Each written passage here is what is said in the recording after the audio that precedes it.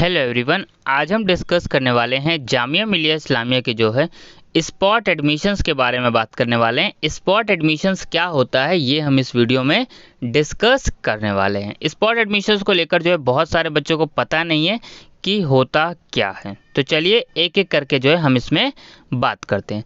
सबसे पहले देखिए क्या होता है, स्पॉट एडमिशन्स क्यों होते हैं। जैसे कि आप लोगों को पता है कि एंट्रेंस टेस्ट के थ्रू जामिया मिलिया इस्लामिया में एडमिशन्स होते हैं।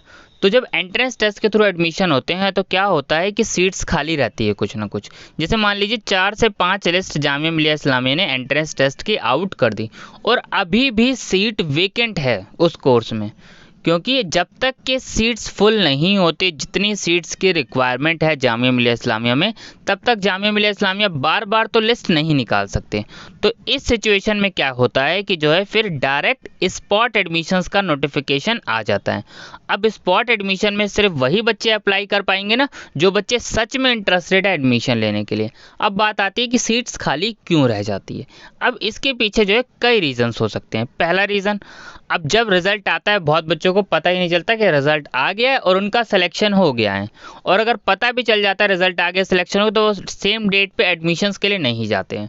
जो डेट्स दी है, अगर आप उस डेट पे एडमिशन्स के लिए नहीं जाएंगे तो नेक्स्ट डेट पे आपका एडमिशन्स नहीं होगा, फिर आपको जो है आगे वेट करना पड़ेगा स्पॉट एडमिशन्स का, फिर लास्ट में ही आपका एडमिशन्स होगा। अब स्पॉट एडमिशन में कौन कौन से बच्चे पार्टिसिपेट कर सकते हैं। स्पॉट एडमिशन में अगर आपने उस कोर्स का एंट्रेंस टेस्ट दिया तो आप अपने कोर्स का तो पार्टिसिपेट कर सकते हैं, पर उसके अलावा भी कई कोर्सेज में स्पॉट एडमिशन आता है, उसमें आप पार्टिसिपेट कर सकते हैं चाहे आपने उस कोर्स का एंट्रेंस दिया हो या नहीं दिया हो।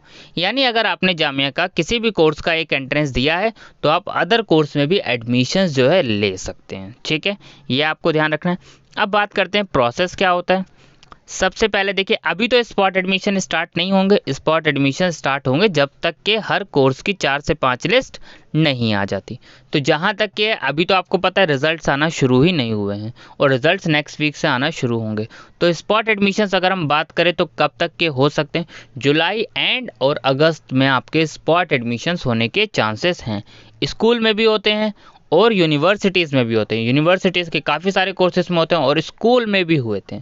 तो ये आपको ध्यान रखना है। अगर लिस्ट में आपका नाम नहीं है तो आपको परेशान नहीं होना है, आपको एडमिशन जो है हो सकता है स्पॉट के थ्रू हो जाए।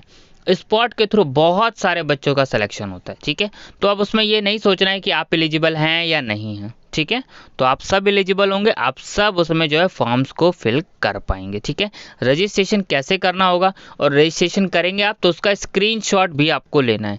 जैसे जैसे आपको बताऊं आपको वैसे ही वैसे प्रोसेस फॉलो करना है। डेफिनेटली आपका किसी ना किसी कोर्स में एडमिशन्स हो ही जाएगा। लास्ट ईयर बहुत बच्चों का हुआ था, तो ये ध्यान रखना है अगर आप कोई गलती नहीं करेंगे तो डेफिनेटली आपका भी एडमिशन्स हो जाएगा। ठीक है, थैंक यू।